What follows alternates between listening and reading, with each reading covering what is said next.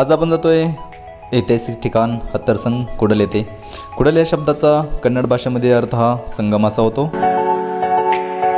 दक्षिण सोलापूर तालुक्यामध्ये असलेले हे ठिकाण सोलापूरपासून एक 40 किलोमीटर डिस्टन्सवरती आहे.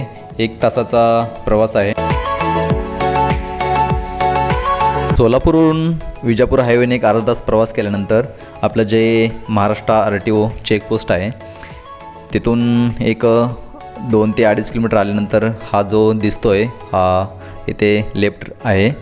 हा टाकळी बरूर रोड आहे.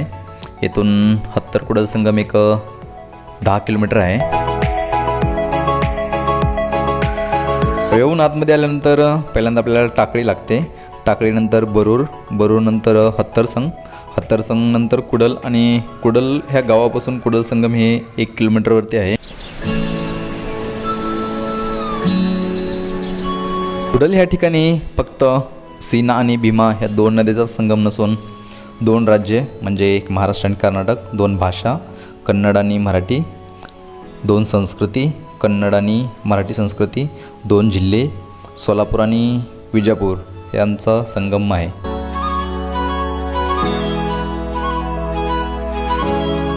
ते कुठे रस्ता थोडासा खराब आहे आणि गाव जाताना गावे लागत असल्यामुळे गतिरोधक आणि गावामुळे जवळजवळ एक जो फाटा आहे फाट्याहून इथपर्यंत पोहोचण्यासाठी एक 20 ते 25 मिनिट लागतात.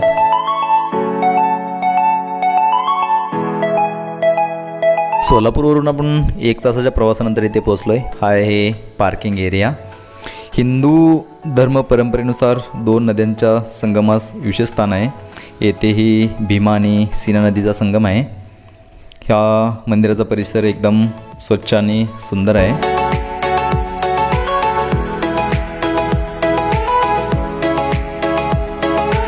जर प्रवास करून थकले असाल तर इथे साईडला चहाची जे स्टॉल आहेत ते पण आहेत. ते तुम्ही चहा आणि नाश्ता वगैरे करू शकता.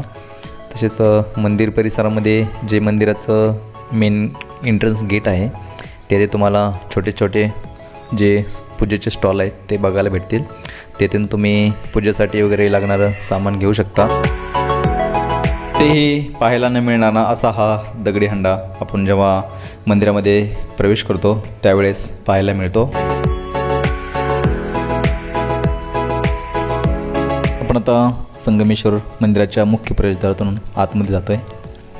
संगमेश्वर मंदिर हे 4 भागात विभागले गेले आहे. मुखमंडप, सभामंडप, अंतरा आणि गर्भगृह.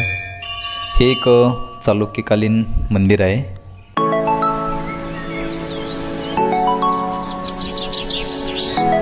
प्राचीन मंदिर असल्यामुळे मंदिर हे पूर्णतः दगडाने बनवले गेले.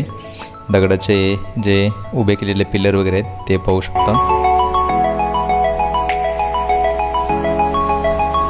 ही आहे श्री संगमेश्वराची मनमोहक आणि दर्शनाने मनाला शांती देणारी ही शीतल अशी ही मूर्ती.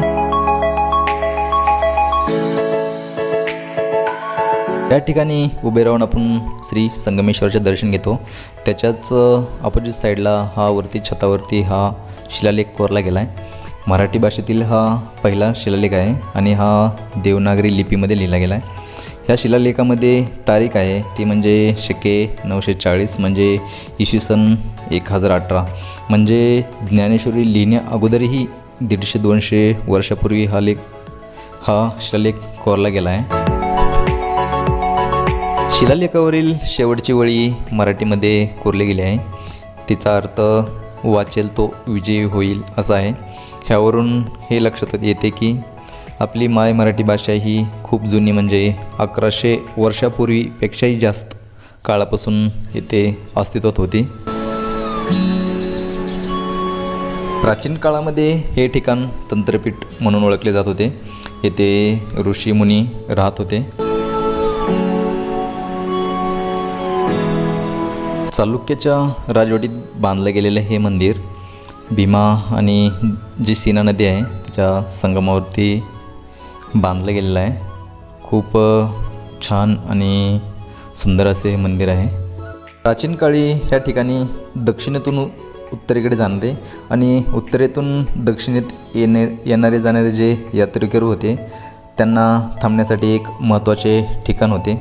तसेच येथून प्रतिष्ठान म्हणजे आजचं पैठण, तेव्हाचं तगर म्हणजे आजचं तेर आणि बदामी म्हणजे प्रतिष्ठान तेर बदामी असा एक व्यापारी मार्ग होता. श्री संगमेश्वराचे दर्शन घेतल्यानंतर त्याच्या अपोजिट साईडला हा जो दरवाजा दिसतो आहे, त्या दरवाजातून समोर जे मंदिर आहे हरिहरेश्वराचं, तिकडे जाण्यासाठी रस्ता आहे.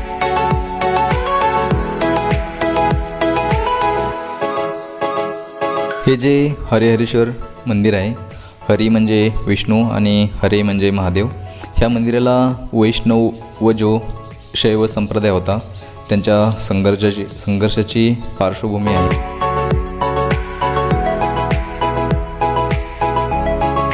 प्राचीन काळामध्ये जेव्हा वैष्णव आणि शैव संप्रदायामध्ये संघर्ष होत असे, तेव्हा जे विजयी होतील ते विजयी झाल्यानंतर ह्या मंदिरातील ज्या मूर्ती आहेत त्या मूर्ती त्यांच्या जे संप्रदाय आहे त्या संप्रदायानुसार बदल करत होते. म्हणून हे जे कुडल संगम हे ठिकाण आहे, ह्या ठिकाणी तुम्हाला वैष्णव आणि शैव या दोन्ही संप्रदायाच्या मिळून ज्या मूर्ती वस्तू वगैरे आहेत त्या एकत्रित पाहायला मिळतील.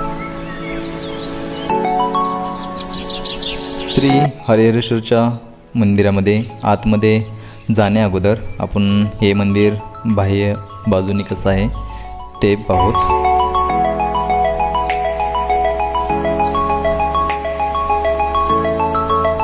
49 साली जेव्हा पूर आला होता तेव्हा हे सगळं मंदिर मातीच्या ढिगाऱ्याखाली गाडलं गेलं होतं. 1996 साली माती गाळ काढून हे मंदिर पाहण्यासाठी आणि दर्शनासाठी खुलं केलं गेलं.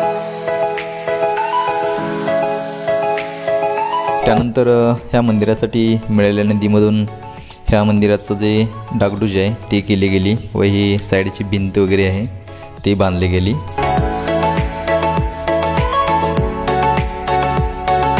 ज्याप्रमाणे संगमेश्वर मंदिराचे 4 भाग आहेत, त्याप्रमाणे ह्या हरिहरेश्वर मंदिराचे 5 भाग आहेत. मुखमंडप, सभामंडप, स्वर्गमंडप, अंतरा आणि गर्भगृह. पण सध्या मुखमंडपामध्ये आलो आहेत. एकाच दगडात कोरलेल्या 2 अतिशय मनमोहक अशा ह्या कलाकृती आहेत. समोरच्या बाजूची जी मूर्ती आहे ती आहे लक्ष्मीची, जे की एक सौम्य देवता आहे. हिंदू धर्मानुसार लक्ष्मी, सरस्वती, पार्वत्यांना सौम्य देवता बोलले जाते. आणि जी बॅक साईडची जी मूर्ती आहे ती मूर्तीच्या गळ्यात नरमुंडी हार आहे, त्यामुळे ती एक उग्र देवता आहे, ज्यामध्ये चामुंडेश्वरी, महिषासुरमर्दिनी, काळभैरवी याचा समावेश होतो. ही पाठीमागची मूर्ती जी आहे ती काळभैरवीची आहे. मुखमंडपामधून सभामंडपामध्ये आल्यानंतर तुम्हाला वरती हे अशा छताला कोरलेल्या कलाकृती दिसून येतील. त्यामध्ये पहिली आहे बहुरूपी श्रीकृष्ण, ज्याच्यामध्ये 1 डोकं आणि 5 शरीर आहेत. त्यानंतर आहे गोपियाबरोबर श्रीकृष्ण आणि त्यानंतरची जी कलाकृती आहे ती आहे सवंगड्यासोबत श्रीकृष्ण, जेथे की सवंगड्यासोबत श्रीकृष्ण खेळतानाच्या कलाकृती आहे.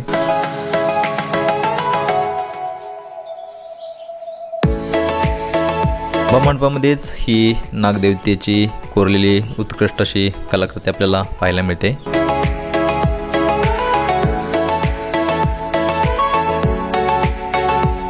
हे जे हरिहरेश्वर मंदिर आहे त्याची ही माहिती आहे, तुम्ही वाचू शकता.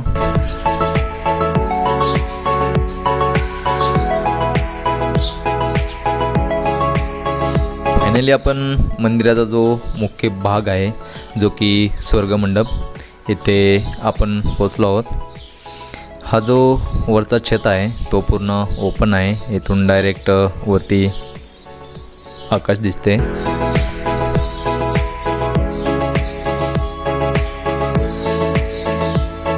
अशाच प्रकारचा स्वर्गमंडप आपल्याला जे खिद्रापूरचे कोपेश्वर मंदिर आहे तेथे पण पाहायला मिळतो. जो मंडप आहे यामध्ये किन्नर किन्नरी, हत्ती आणि रूपसुंदरी इत्यादीच्या मनमोहक मूर्ती कोरलेल्या आपणास दिसून येतात. हत्ती हे सामर्थ्याचे प्रतीक आहे तर रूपसुंदरी हे सौंदर्याचं प्रतीक आहे.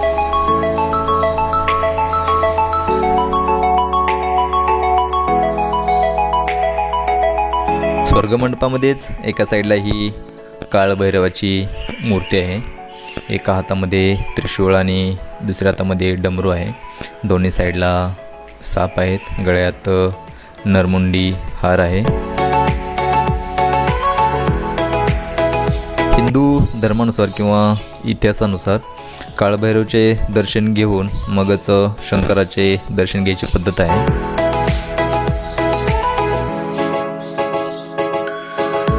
हे जे हरिहरेश्वर मंदिर आहे, या मंदिराचं अजून एक असं वैशिष्ट्य सांगता येईल की तुम्ही मंदिरात कुठेही गेलात तर तुम्हाला गर्भगृह एकच पाहायला मिळते. पर ह्या ठिकाणी 2 गर्भगृह आहेत. एक शिवजीसाठी आणि दुसरं वैष्णव संप्रदायाचे विष्णूसाठी. अंतरामध्ये आल्यानंतर लेफ्ट साईडला जे गर्भगृह आहे ते शिवजीचे गर्भगृह आहे. येथे तुम्ही शिवजीचे शिवलिंग पाहू शकता. अंतराळमधील जे दुसरे प्रवेशद्वार आहे ते विष्णूच्या दर्शनासाठी जाते.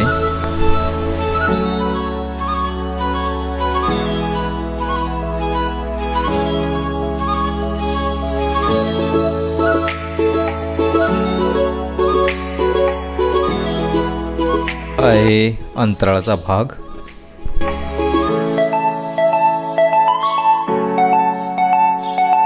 हरिहरेश्वर मंदिर आणि संगमेश्वर मंदिराचं दर्शन घेऊन जेव्हा आपण बाहेर पडतो तेव्हा लेफ्ट साईडला हे आपल्याला बहुमुखी शिवलिंगचं मंदिर पाहायला मिळते. 1993-94 साली जेव्हा गाळ काढण्याचे काम चालू होते तेव्हा त्यामध्ये हे शिवलिंग भेटले. त्यानंतर त्याची पुनर्स्थापना करण्यात आली. हा बहुमुखी शिवलिंगाविषयी ही जी माहिती आहे ती तुम्ही वाचू शकता.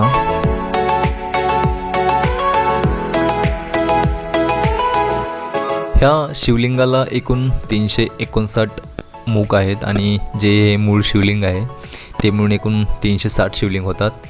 ह्या शिवलिंगाचे वजन जवळजवळ 4.5 टन आहे आणि एकूण 9 थर आहेत आणि या प्रत्येक थरामध्ये 40 मुख आहेत. म्हणजे 40 × 9 = 360. एकूण 360 शिवलिंग इथे आपल्याला पाहायला मिळतील.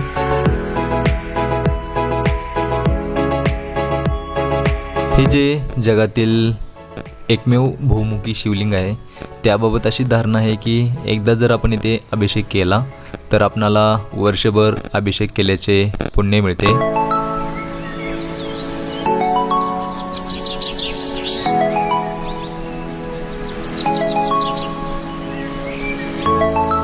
बहुमुखी शिवलिंगाच्या खालतीच एक तळघरामध्ये ऋषी मुनींची ही मूर्ती आहे.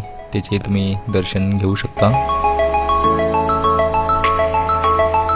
हे आहे हनुमान मंदिर.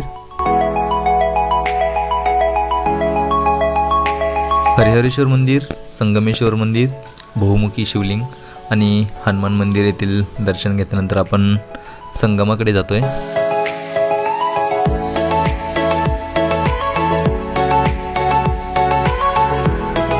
हा जो रस्ता जातोय खालती तो संगमाकडे जाणारा रस्ता आहे.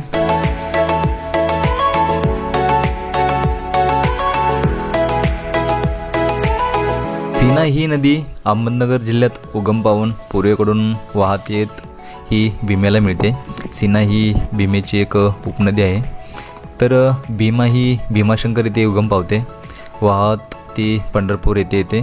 चंद्रकोरीसारखा हिला आकार तेथे प्राप्त झाल्यामुळे ह्या नदीला पंढरपुरात चंद्रभागा बोलतात.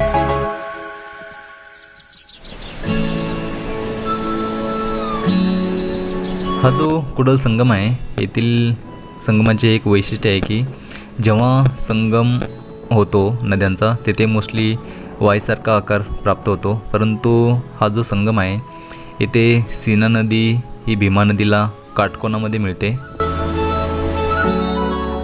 सीना नदी भीमा नदीमध्ये मिळाल्यानंतर भीमा नदी ही पुढे वाहत गाणगापूर येथे जाते आणि नंतर कर्नाटकमधील रायचूर जिल्ह्यामध्ये ती कृष्णा नदीला मिळते.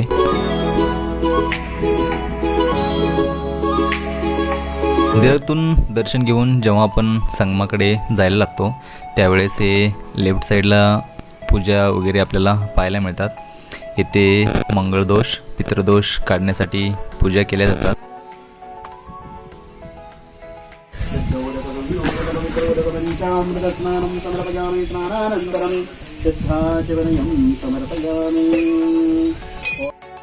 दरवर्षी या येथे संगमावरती 13, 14, 15 जानेवारीला यात्रा असते. त्यामध्ये कुस्त्या, नाटक, मिरवणूक असते. महाशिवरात्रीला ते शिवलिंगाची दिवसभर अभिषेक आणि पूजा केली जाते. श्रावण महिन्यामध्ये दररोज महाप्रसाद आणि भजन असते. गुढीपाडव्याच्या दिवशी रात्री कीर्तन व सकाळी अग्नी तुडवणे किंवा त्यास अग्निप्रवेश पण बोलतात तो असतो. येथे येण्यासाठी सोलापूरवरून ST बसेस तसेच सिटी बसेस पण अवेलेबल आहेत.